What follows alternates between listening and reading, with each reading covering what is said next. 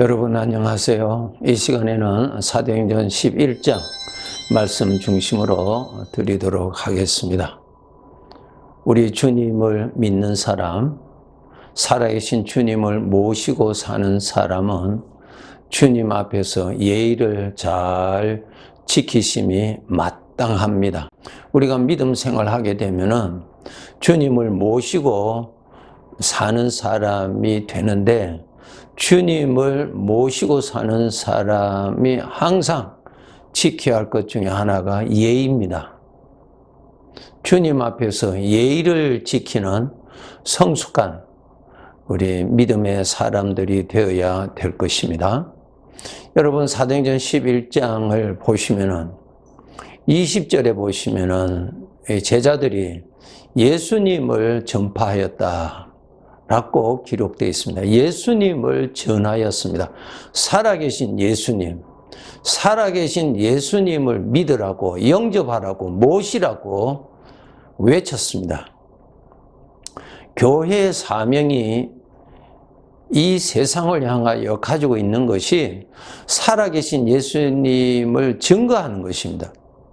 살아계신 예수님을 보여주는 것입니다. 그렇게 해서 이 세상 사람들이 살아계시는 예수님, 영으로 계시는 주님을 믿고 영접하고 그분을 믿어서 죄 사함을 하나님 앞에서 받고 천국에 가서 살 수 있는 영원한 복을 받게 하는 일을 교회가 하는 것입니다.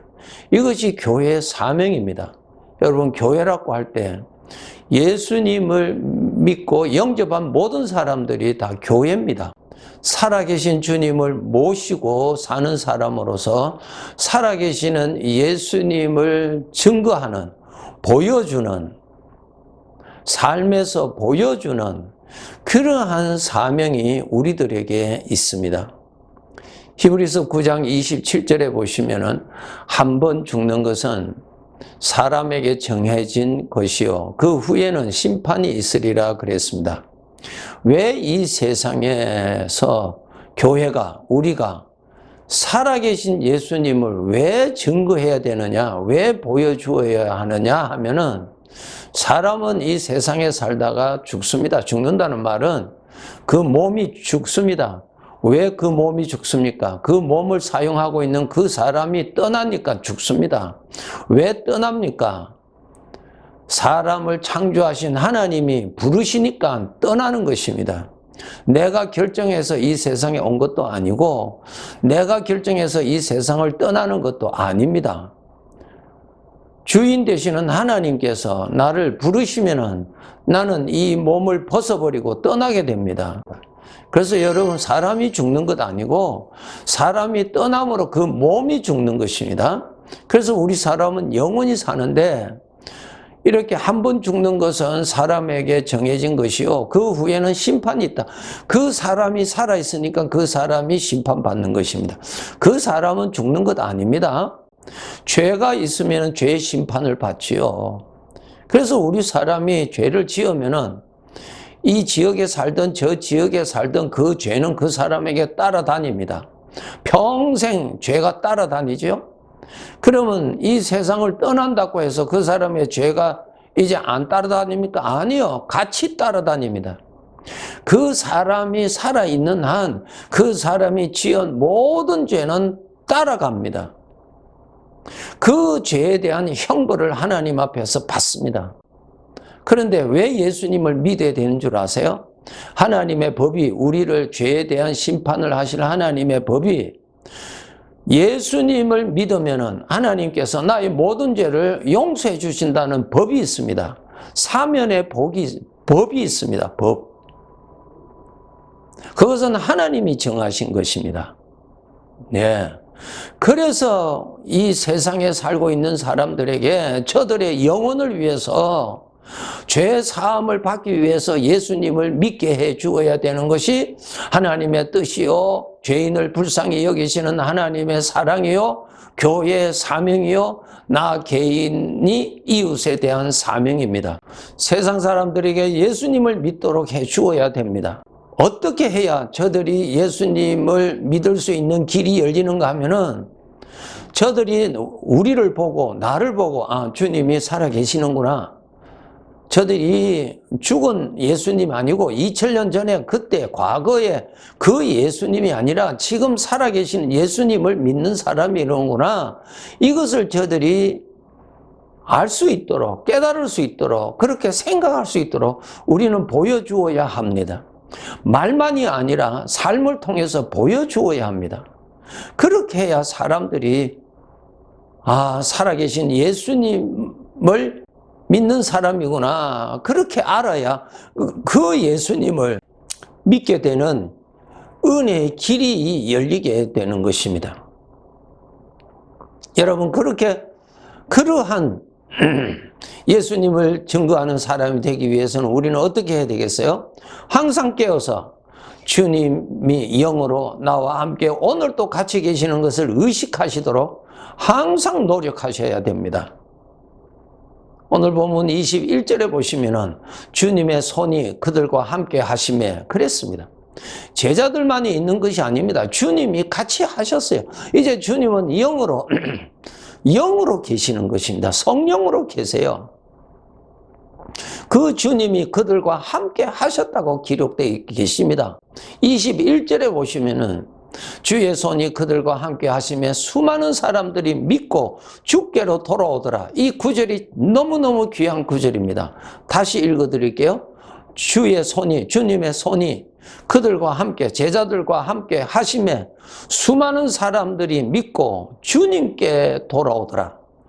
놀라운 일이죠. 사도들을 통하여서 나타나시는 병든 자들이 고쳐지고 여러 가지의 기적들이 일어나는 것을 보고 그것을 본 사람들이 예수님을 믿게 되었다는 것입니다. 왜? 그 사도들을 보니까 주님이 같이 계시다는 것이 증거가 나타나니까요. 나와 가까이 지내는 사람들이 나를 보고 내가 말하는 것을 보고 나의 은행을 보고 주님이 같이 계시는 사람이구나. 우리 눈으로는 보이지 아니하지만은 주님을 모시고 사는 사람이구나. 주님이 살아 계시는구나. 그것을 우리는 저들이 알 수 있도록 보여주는 삶과 말을 할 줄 알아야 됩니다. 그렇게 하기 위해서는 우리는 철저하게 함께 계시는 주님 앞에 예의를 지키는 것이 그 예의가 첫째 주님 앞에 마땅한 도리요.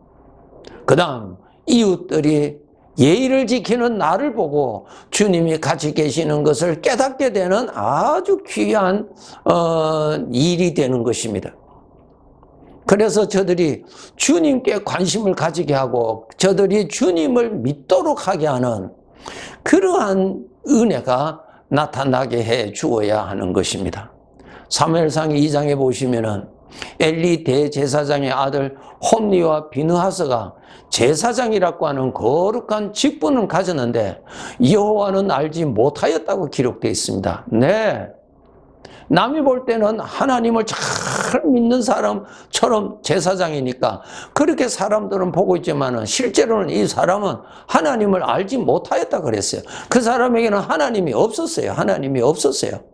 여러분, 오늘날 이웃들이 나를 보고 하나님을 전혀 들을 수도 없고 볼 수도 없다면은 부끄러운 일이지요. 내 입술에서 살아계시는 하나님의 이름이 높임을 받고 하나님께 감사하고 사람들이 내 말을 듣고 아, 하나님이 계시는구나. 저 사람에게는 하나님께서 이렇게 하나님이 해주셨구나. 내 말을 통하여서 그 사람이 그렇게 생각을 하게 해줘야 되고 내가 지키는 예의를 보고 내가 절제하는 것을 보고 아, 하나님 앞에서 두렵게 사는 사람이구나. 그런 것을 깨닫게 해 주어야 되는 것입니다. 로마서 3장 10절에 보시면은 의인은 없나니 하나도 없으며 깨닫는 자도 없고 하나님을 찾는 자도 없다 그랬습니다. 여러분, 주님을 모시고 사는 우리 성도들, 주님이 나와 함께 계심으로 인해서 나에게 항상 은혜를 베풀어 주시는데 그 은혜를 여러분이 많이 깨닫고 그 은혜를 베풀어 주신 주님께 감사를 많이 하시는 것은 이웃들이 나를 볼 때에 하나님이 계시는구나, 하나님이 일상생활에도 저렇게 일을 하시는구나, 그렇게 생각할 수 있는 생각의 문이 열리게 되는 것입니다. 그래서 우리의 일상생활에 우리 주님의 은혜를 우리는 알고 주님께 감사하는 그러한 믿음 생활을 해야 됩니다. 땅에 떨어져 있는 그 단풍잎이 바람에 의해서 이곳에서 저곳으로 옮기는 것을 볼 수 있습니다. 그것은 그 나무 잎이 스스로 날아가는 것이 아니죠. 보이지 않는 바람이 이동시켜 주니까 그렇게 가는 것입니다. 우리 사람들이 그 단풍잎이 이곳에서 저곳으로 움직이는 것을 보고 우리는 뭐라고 말합니까? 바람을 말하잖아요. 아, 바람이 부는구나.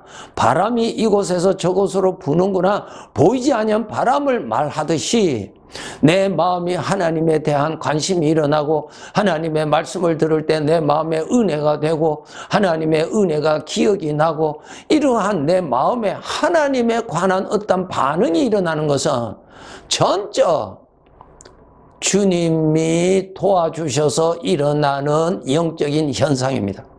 그런 것이 여러분이 수시로 일어날 때마다 주님이 함께 계시는 것을 아시고 예의를 지켜 인사하실 줄 알아야 됩니다. 인사가 뭡니까?